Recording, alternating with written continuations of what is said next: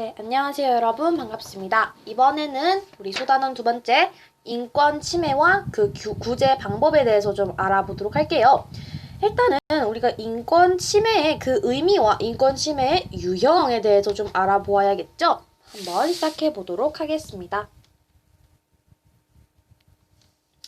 인권 침해라는 것이 있었죠. 자, 이 인권 침해는요, 개인 또는 단체, 그리고 국가기관이, 첫 번째는 개인이었습니다. 단체, 그리고 국가기관. 자, 이 국가기관이 타인의 어떤 것을 침해하는 침해하는 그런 행위, 타인의 인권 침해라고 했으니까, 국가기관이 타인의 인권을 침범을 하는 것이죠. 침범을 해서 해를 입히는 그러한 것을 인권 침해라고 합니다.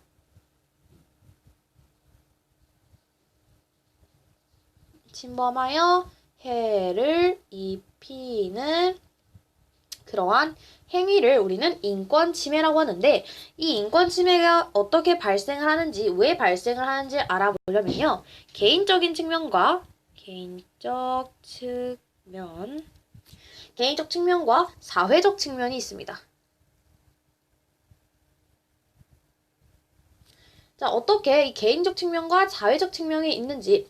개인적 측면은요, 이 인권 침해를 할 때 고정관념이나 편견이 예를 들 수가 있습니다.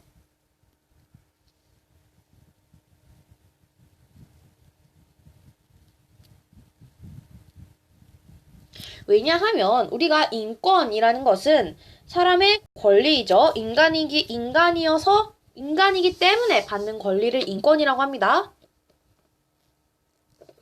그런데 고정관념은요, 이 사람이 진짜 이러지도 않는데 그러한 편견, 그렇게 생각을 해서요, 그런 사람으로 만드는 겁니다. 자신이 실제이지도 않은 것을 실제인 것처럼 나쁜 쪽으로 몰아가는 것을 고정관념, 자신이 고정되어 있는 그러한 생각을 고정관념이라고 하면서 편견 또한 그러한 의미가 가지고 있는데요. 우리가 개인적으로 이 사람을 평가하는 것은 안 된다고 했어요. 그렇기 때문에 그렇게 남을 평가하고 그 사람에 대한 편견을 가지고 있기 때문에 인권 침해가 발생한다. 그러면 사회적 측면의 예로는 어떤 것이 있을 수 있을까요? 잘못된 관습, 관행, 불합리한 법과 제도 등이 예가 될 수 있겠죠.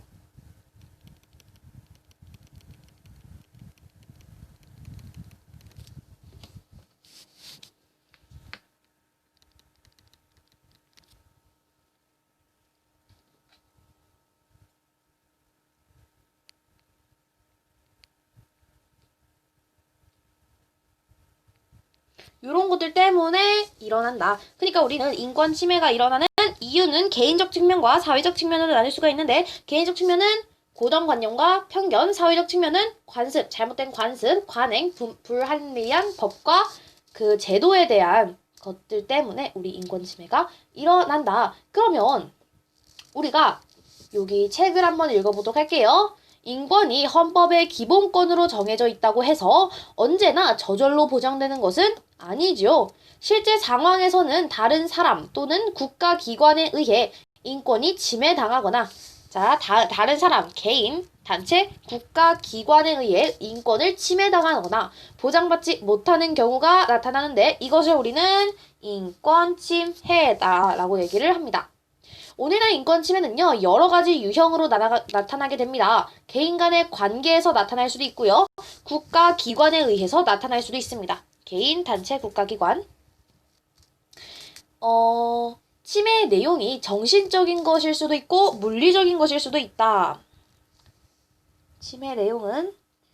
이 침해 내용이 정신적으로 피해를 주는 정신적 또는 물리적.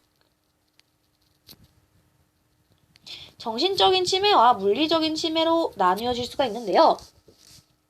따라서 우리는 정당한 권리 회복을 위하여 침해된 인권의 내용이 무엇인지 알고 법에 정해진 방법과 그 절차에 따라서 구제받으려는 노력이 필요합니다. 또한 자신의 인권뿐만 아니라 다른 사람의 인권 침해에도 우리가 관심을 두고 이것을 구제하기 위해서 함께 노력을 해야 한다는 것이죠. 나만의 인권을 주장을 하게 되면요, 남의 인권이 침해가 된다는 것 기억해 주시기 바랍니다.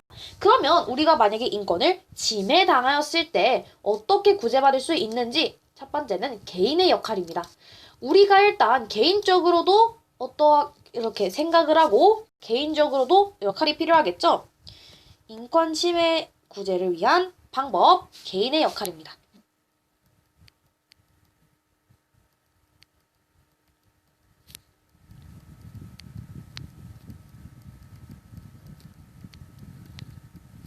자, 두 가지로 나뉠 수 있어요. 첫 번째는 개인의 역할입니다. 자, 첫 번째는요, 인권 감수성이라고 하는 거예요. 인권 감수성 향상. 자, 인권 감수성이라는 것이 무엇이냐면요, 그것을 우리 너 정말 감수성이 뛰어나구나 라고 얘기를 할 때가 있어요. 그런 말은요, 이거를 참 공감을 잘한다 라고 생각하시면 정말 쉬우실 겁니다. 인권에 대해서 공감하는 그러한 것을 향상을 해야 해요. 공감을 잘 해야 된다는 거죠. 우리가 주변에서 이 인권 침해가 일어나는 걸 보았을 때 자신이 잘 공감을 하고 그에 따른 적절한 행동, 적절한 반응을 보이게 되면요, 그것은 정말 바람직한 인권 침해 구제를 위한 개인의 역할이라고 볼 수 있습니다. 또 이 인권 침해를 막기 위해서, 구제를 위해서는요, 당연히 관심과 개선의 노력이 있어야겠죠.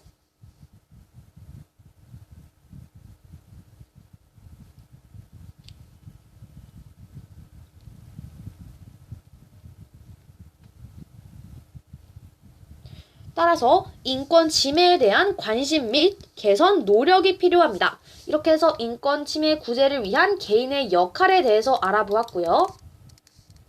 자, 우리는 인권 침해 시 구제 방법에 대해서 조금 알아볼 수 있었습니다. 자, 개인이나 단체에 의한 침해였을 때는요, 우리가 이거를 조금 나눌 수가 있어야 될 텐데,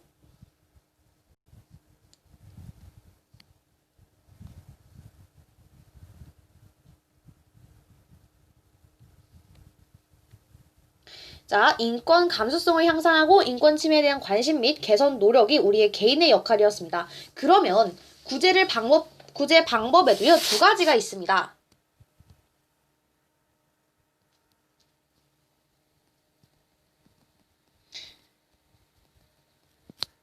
이 구제를 하는 방법도 그 인권 침해가 어떤 식으로 일어나게 되었는지, 누구에 의한 침해인지에 따라서 대응 방법이 달라집니다. 알아보도록 할게요.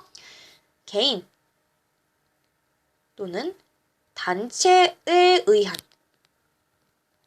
개인 또는 단체에 의한 침해는요, 우리가 고소 또는 고발을 통해서 민사 소송을 통한 피해 손해배상을 청구할 수가 있습니다.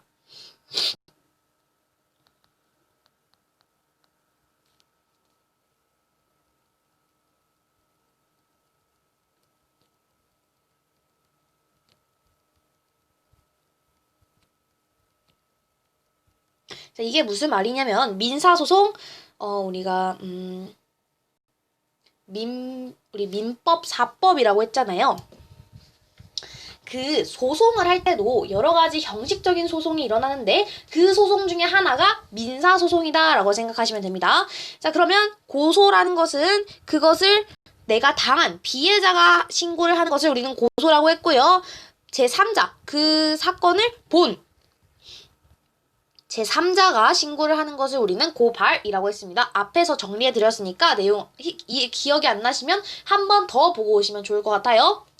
그래서 민사소송을 통한 손해배상을 청구할 수가 있다. 자, 두 번째는요, 어떠한 기관에 의한 침해입니다. 어떤 기관이죠? 국가기관이 되겠죠? 국가기관에 의한 침해가 온다면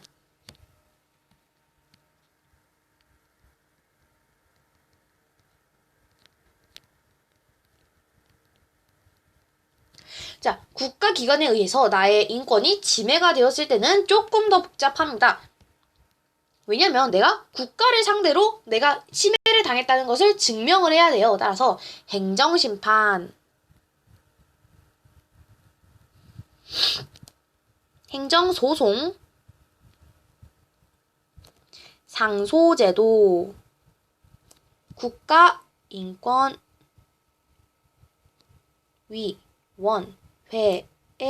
진정, 그리고 헌법소원. 자, 헌법소원이라는 건 뒤에서 배울 거고요. 여기서 이해가 안 가시는 단어가 아마 상소제도가 있으실 겁니다. 상소제도는요, 앞에서 한 내용입니다. 이 말이 또 같은 말이 뭐냐면요. 이렇게 말하면 상소제도라고 하면 이해가 안 가실지도 모르겠지만, 우리가 여기 앞에서 내용을 했었습니다. 바로 여기 있는 내용이었죠. 심급제도라는 것이 있었습니다. 심급제도를 이 상소제도라고 말을 하기도 합니다. 그래서 심급제도다라고 생각하시면 됩니다. 우리가 심급제도라는 것이 뭐였죠? 그렇죠. 우리나라에서는 총 3심제를 사용하고요. 여기 제1심, 2심, 3심, 대법원까지 이렇게 오게 됩니다. 그러면서 1심, 2심, 3심이라고 하면서 지방의회라는 것이 있었죠. 그러니까 지방법원에서 1심에서는 단독 판사가, 1심에서는 합의부가, 2심으로 올라오면 항소라고 합니다. 그리고 상고라고 하죠. 그 지방법원에서 본원, 합의부, 고등법원, 또 대법원이 이렇게 나타나게 됩니다. 요거를 말하는 거예요, 지금. 그러면 우리가 개인이나 단체에 의한 침해와 국가기관에 의한 침해에 대처하는 방법을 알게 되었습니다. 그러면 이제는 인권침해 구제 방법 중에서 가장 시험에 많이 나오는 부분을 알아보도록 할게요.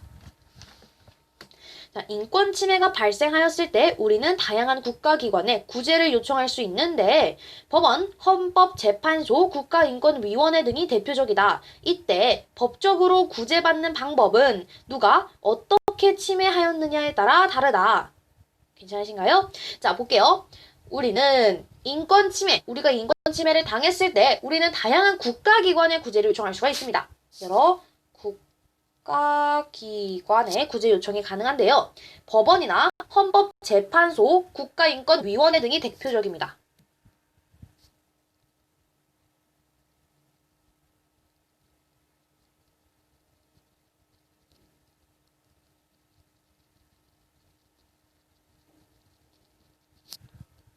자, 이때 법적으로 구제를 받는 방법은 누가?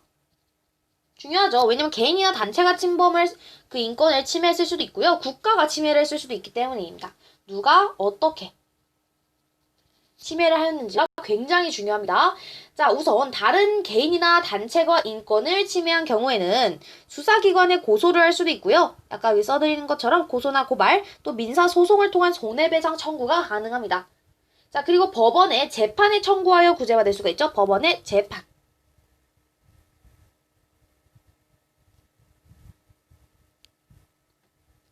자, 그러면 두 번째 국가기관에 의한 침해입니다. 국가기관이 국민의 기본권을 침해한 경우에는 헌법재판소에서 헌법소원심판을 청구할 수가 있습니다.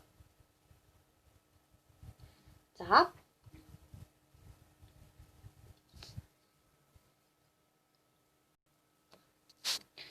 우리가 여기서 정리를 조금 해보도록 할게요. 우리가 첫 번째 법원을 통한 권리구제를 보겠습니다.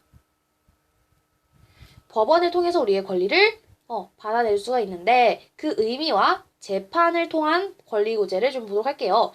자, 법원은요, 법을 적용을 해서 문제를 해결하고 침해받은 권리를 구제해주는 국가기관입니다. 즉, 사법부란 소리죠.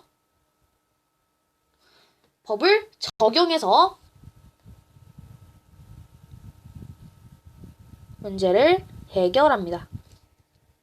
그리고 이 침해받는 권리를 구제해주는 국가기관입니다. 그럼 재판이라는 것은 이 침해된 권리를 구제하는 가장 보편적인 수단이다라는 것을 알 수가 있겠죠.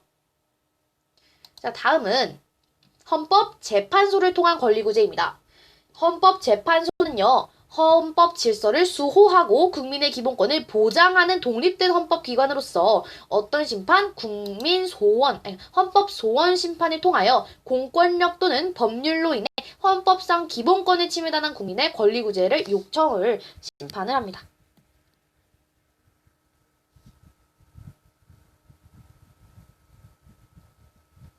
헌법재판소가 있었어요. 헌법재판소는요, 헌법의 질서를 수호하고 국민의 기본권을 보장을 하게 됩니다. 그러면서 얘는 독립된 헌법의 기관이라는 것을 알 수가 있어요. 독립되어 있다. 그러면 헌법 소원 심판이라는 것은 공권력 또는 법률로 인해 헌법상 기본권을 침해당한 국민의 권리구제를 요청을 심판한다. 권리구제 요청을 심판하는 것이죠. 그것이 바로 헌법 소원 심판입니다. 이것은 공권력 법률로 인해 헌법상 기본권을 침해당한 국민 구제 요청을 심판한다라고 하시면 됩니다. 자, 그리고 위헌 법률 심판이라는 것이 있는데요. 이건 알아두셔도 되고 모르셔도 됩니다. 재판에 전제가 되는 법률이 헌법에 위배되는지의 여부를 심판하는 것입니다. 이 법률이 헌법에 위배가 되는지 그것을 심판하는 것이 위헌 법률 심판이라고 하고요. 자, 어쨌든 국가기관이 국민의 기본권을 침해한 경우에는 헌법재판소에 헌법 소원 심판을 청구할 수가 있다. 또 해당 기관에 따라 구제 방법을 달리할 수도 있다. 입법기관이 법 제정을 하지 않거나 불충분한 법을 제정함으로써 인권을 침해한 경우에는요. 입법청원을 통해 구제받을 수도 있습니다. 입법청원이라는 것이 있어요.